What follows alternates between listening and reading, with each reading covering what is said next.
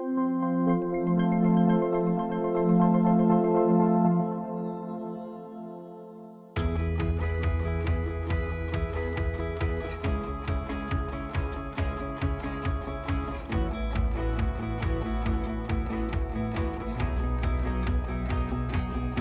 think it's very tough to define exactly what success means. I always think you're on the road to achieve success. I don't think anybody ever comes up to you and says, hey, you're doing a great job, put your feet up, you've gotten there, right? I think it's an unachievable goal. And I think you put those goals in your own mind. I look at the analogy of going to the gym. I've gone to the gym just about every day or every couple of days in the last 15, 20 years. And no one's ever come up to me and said, hey Al, you're in great shape, take some time off, you've achieved fitness. The same analogy applies to success. I believe you're never really there. You're always trying to achieve it. And there's always a higher bar that you either set for yourself or someone else sets for you. You know, I'm a self-taught guy. I don't have really any formal education. I have trade school education. I didn't go to university. I have SWC, which I call success without college. So I'm self-taught. I was taught by learning. I was taught through my dad, watching through osmosis. I watched what he did and I tried to emulate what he did, right? You know, what drives you or what makes you a better businessman. And I think lots of times it's the pressure you apply on yourself. When it's your own business and your own success, you scramble, you do what it takes to get the job done, and you think creatively. A second generation business has about an 8% chance of succeeding, so it's very low. But I really think you're measured by your predecessor, right? So I'm measured up to how my dad did and what he did, and the business was the family, and the family was the business when I was growing up, right? It was very important to my dad. We lived and breathed the plumbing shop when we were kids. He was a very big presence. So I think I'm measured to that, and I think people look at you and say, well, you've had such a great start. Your dad did a great job of getting you rolling in the business, and it was your job to take it to the next level, right? And I think people look at that and say, well, if you succeed in your business, or if I do succeed in my business, people would say it's due to my great start. My dad started me, and it's all due to him. And if I failed, you know, I didn't know what I was doing, I was careless, I was lazy or whatever. I think so. You're measured by that all the time, and unfortunately, my son will be measured by that same stick as he gets involved in the business. I believe there's 4 fundamental things I've learned. 1, you have to have the right tools to do the job. Number 2, being successful requires taking some risks. Number 3, face adversity head on, don't hide from it. And number 4, most importantly, it's about the relationships you build along the way. In business, I think it's really important to take risks. I'm very fortunate to have opportunities sometimes knock on my door, and I was lucky with Box Springs.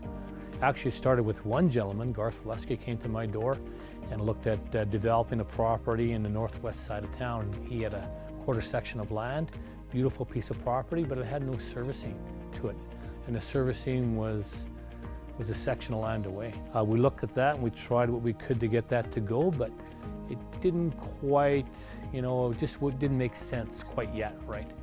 But probably a couple months later, 3 other gentlemen that came in my door, now the current partners of Box Springs, and had a different concept, a different spin on the whole development. We're trying to get 10 different entities involved in one development. Everybody had their own ideas of how it should go.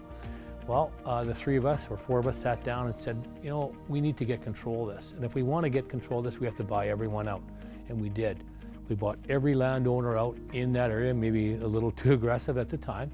But, you know, that was the start of Box Springs. And when it started out, it was, we had Costco as a loss leader. And eventually the city met us at the event center.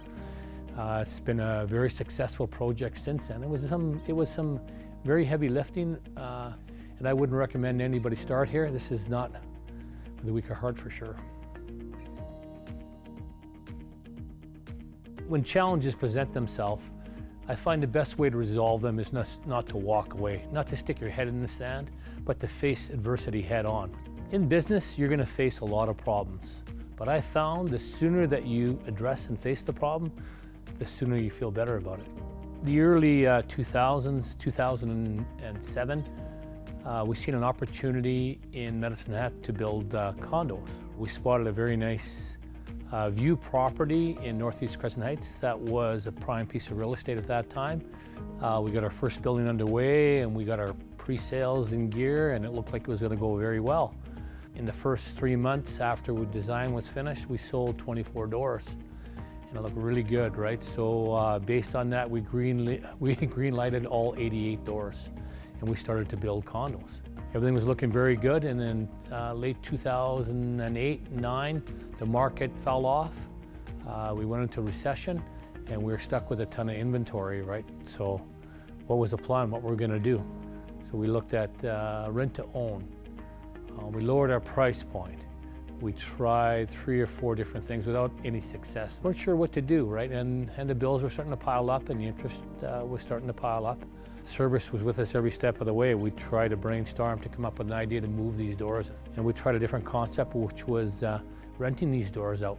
And they were higher end doors and a little bit tougher to rent and more expensive. So we weren't sure if it would be receptive to the market, whether we'd have any interest in a door that was, say, $1,500 to rent. We were pleasantly surprised that this was a winner, and soon the building started to fill up. It was very successful, and I'm looking back now, I'm glad that I swung the bat. I'm glad I got up the bat, and I'm glad I built those condos. But if you asked me in 07, 08, it was a very hectic time and a very stressful time to do that. But we never gave up, we stuck with it, and we got it done. No one thinks harder or more creatively than someone who's on death row. It's a great example of that, where you think harder and you get creative, right? You look at different avenues to get things done. You don't just walk away. You find a way to get it done, right? So that would be my advice to anyone: stick with it and get it done.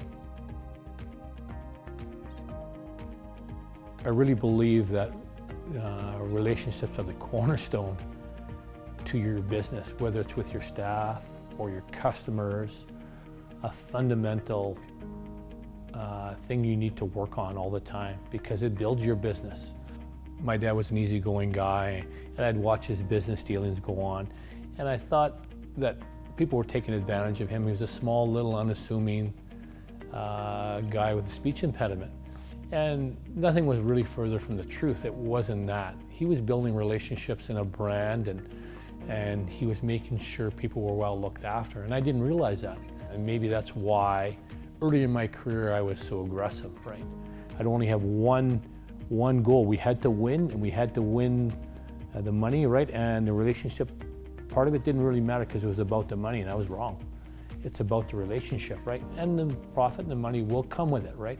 And you don't need to die on every hill. You need to find a common place for compromise. And I didn't realize it till after he passed away how valuable that was, right? To build relationships with your customers, for sure, but also with your business associates, with your suppliers, with your staff, with everyone you work with, right? So I believe it's very important to have that. And I think it sets us apart from our competition, is that we care for our staff and our people. And I believe at least, it's important to surround ourselves with good people. And it makes my job easier. Constructive criticism is important to hear. We get it all the time, right? But it makes us stronger. My banker, my accountant, my lawyer, they're all in what I would call the circle of trust. I trust them. I tell them exactly what I want to do, right? And how I want to accomplish that. And where they take it from there, sometimes it doesn't fit within the box, and lots of times it doesn't fit within the box, but it's their job to make it work. And that's why I trust them, right? You can tell them exactly what you want, even though it's not in the box, doesn't follow the rules, but they'll make it work. They find a way to make it work. It's important to them to make it work. My dad was later in his career, when I came on, he was looking at maybe retiring, right? Well, my dad had both feet on the brake I had both feet on the gas. And sometimes I looked over and he had the emergency brake out. In the early 1990s, my dad was very preoccupied because my mother was sick with cancer and my dad was looking after her, right? And we were still in a small location down on South Railway Street, 3,000 square feet. We were backing on the railway tracks and every second day we were getting broken into. So it was tough to get anything done when you're trying to get your tools and your trucks back, right? So I spotted a property in the southwest side of town that was quite a bit larger, 10,000 square feet. And at that time, it was priced very reasonably, right? It was a great buy at that time. So I went ahead and I purchased it without telling my dad, right? And I knew that he wouldn't be overly happy with that, but I went ahead and did it anyways. And when my dad found out about it, he called our lawyer and he tried to have the deal canceled, but you know, it was past that point and luckily it went ahead and it was very good for us because it allowed us to expand our staff and our space. And you always say, build it and it'll come, and this is very true in this case because we were shoehorned. We couldn't really, we couldn't go any further because we were in a small shoebox, right? So we expanded our space to 10,000 square feet. We ended up buying bigger tools. We bought a cut-to-length line, which really helped our efficiency in our sheet metal department and really improved the bottom line. Last year, we moved into 42,000 square feet in Box Springs. We're very efficient under one roof, and in the first year, we realized our numbers are getting better. There's so many. Like, I couldn't come to one final thought that would encompass everything you should do. And I've been very fortunate, but I never give up. I stick with it. I try to make good decisions. I learn from my mistakes. I try to fix my mistakes responsibly. You know, I try to give back to the community. The one reoccurring theme is just never give up. Failure is when you give up.